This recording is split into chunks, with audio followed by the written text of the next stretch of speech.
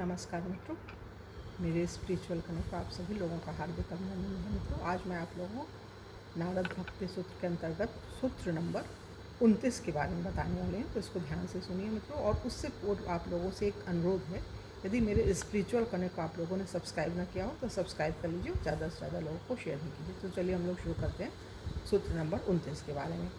ज्ञान एवं भक्ति का आध्यात्मिक समन्वय। ज्ञान एवं भक्ति का आध्यात्मिक समन्वय भक्ति वेदांत शब्द में अच्छी तरह अभिव्यक्त है। कुछ दृष्टा भक्ति एवं ज्ञान को पृथक अथवा एक दूसरे के विरोधी मानते हैं।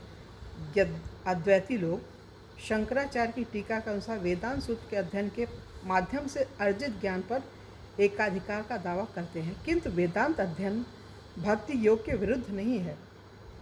वेदांत सूत्र के रचयिता श्री व्यासदेव हैं, जिन्होंने श्रीमद् भागवतम में भागवतम की भी संरचना की थी, जो भक्ति का ग्रंथ रत्न है तथा वेदांत सूत्र का स्वाभाविक भाष्य भी है। रामानुज मध्य एवं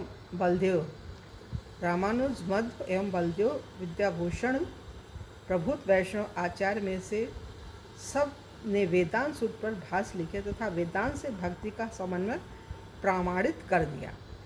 अतः जब कोई वैष्णव भगवान की गुणावली समझने के लिए वेदांत सूत्र तथा अन्य वैदिक शास्त्रों का अध्ययन करता है तो हमें भक्ति वेदांत मिलता है।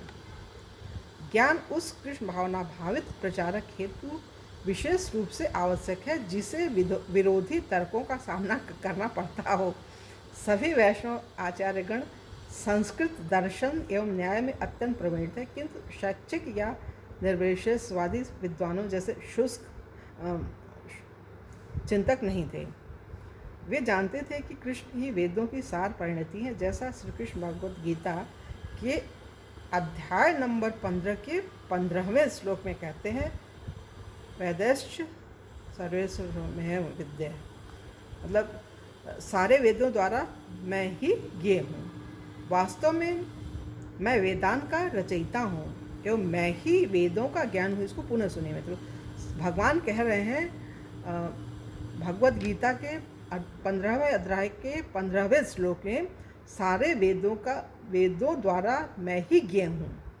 वास्तव में मैं वेदांत का रचयिता हूँ एवं मैं ही वेदों का ज्ञानी हूँ। भगवान बोलते हैं मैं ही वेदों का ज्ञान हूँ। ज्ञान एवं भक्ति समन्वय पूर्ण है, किंतु उनको परस्पर आश्रित करना बहुत अधिक तीव्र बात होगी। बहुधा कृष्ण प्रेम ज्ञान के लंबे विकास के बिना आ जाता है। बहुधा कृष्ण प्रेम ज्ञान के लंबे विकास के बिना आ जाता है, मतलब ज्ञान हम ना प्राप्त करें पुस्तकी ग्रंथों साहित्य ये जो भी जिसमें भगवान की भक्ति के बारे में लिखा हुआ है, जैसे सब भगवद गीता का उपदेश हमें न मिला हो, वो पुस्तक हम ना पढ़े हो तो भी हमें भक्ति मिल जाती है। वो भक्ति तो जन्मजात होती है। तो बहुधा कृष्ण प्रेम ज्ञान के लंबे विकास के बिना आ जाता है। नारद मुनि ने एक बार एक निर्दय व्याघ्र को कृष्ण की शुद्ध भक्ति का आशीर्वाद दिया। भक्ति का इस प्रकार का स्वतः स्फूर्त विकास कृपा सिद्धि अर्थात भगवान एवं वैष्णव की कृपा द्वारा सिद्धि कहलाता है। भगवान की नित्य आनंद लीलाओं में योग माया कभी कभी भक्त का यह ज्ञान ढक देती है कि कृष्ण भगवान है। ज्ञान एवं भक्ति के सदैव परम आश्रित न होने का यह दूसरा उदाहरण है। परस्पर आश्रित न होने का यह दूसरा उदाहरण है। ज्ञान और भक्ति के सदैव, मतलब ज्ञान और भक्ति एक दूसरे पर आश्रित नहीं है।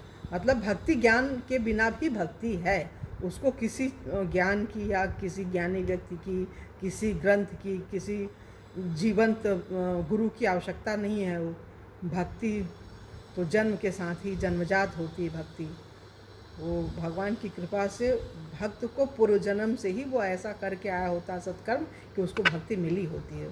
भक्ति कई जन्मों के बाद भगवान देते हैं और फिर उस राह पे वो चलता है। जन्म से ही नवजात शिशु होता है, उसके अंदर भी इस तरह की भावना होती है, वो खुश होता है, वो भी भक्ति वाला होता है। मतलब एक बच्चा पैदा हुआ, साल भर का हुआ और वो भक्ति के मार्ग पे भगवान की चीज़ें उसको अच्छी लगती हैं, ऐसा भी होता है सही चीज़ है। तभी तो परीक्षण किया जाता है ना। जब शिशु पैदा होता है तो उसके सामने कुछ चीज़ें रखी जाती हैं, क्या उठाता है, तो उससे उसका परीक्षण होता है कि कैसा है, चोर बनेगा, भक्ति वाला बनेगा कि सामान्य व्यक्ति बनेगा। 3-4 चीज़ें रखी जाती हैं। बच्चा जिस चीज़ को उठा लेता है तो उसके नेचर का पता लग जाता है। तो अगर भक्ति वाला है तो भक्ति की चीज़ें, अच्छी चीज़ें उठाएगा। ये चीज़ें भगवान की नित्य आनंद लीलाओं में योग माया कभी कभी भक्त का यह ज्ञान ढक देती है कि कृष्ण भगवान हैं।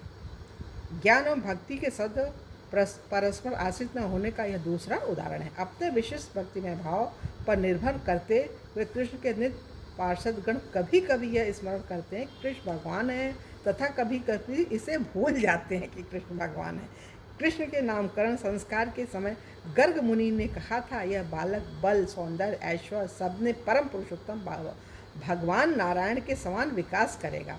तथापि माँ यशोदा कृष्ण से अपने आश्रित बालक के रूप में व्यवहार करती थी। एक बार यशोदा ने कृष्ण को मुंह खोलने का आदेश दिया, जिससे कि वे देख सकें कि क्या कृष्ण ने मिट्टी खाई थी। कृष्ण ने आदेश का पालन किया एवं जब माँ यशोदा ने अपने बालक के मुंह में झाँका तो समस्त काल, स्थान तथा लोकों सहित विश्वरूप दिखाई पड़ा। कृष्ण को भगवान समझकर वे प्रार्थना करने लगीं, मैं परम पुरुषोत्तम भगवान के प्रति श्रद्धापूर्ण प्रणाम अर्पण करना चाहती हूँ।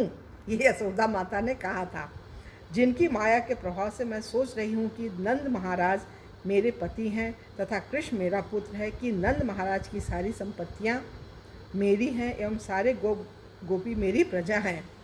किंतु तब भगवान कृष्ण ने माँ यशोदा के भय और आदर भाव को मातृ स्नेह से आवृत करने हेतु तो अपनी योग माया का विस्तार किया। वे तुरंत भूल गईं कि कृष्ण भगवान हैं तथा फिर से उनको अपना पुत्र मानने लगी। भगवान लीला के ऐसे दृष्टांतों में कृष्ण की दिव्यता का ज्ञान आता जाता है, परंतु यह सदैव भक्ति की परिचर्या में रहता है।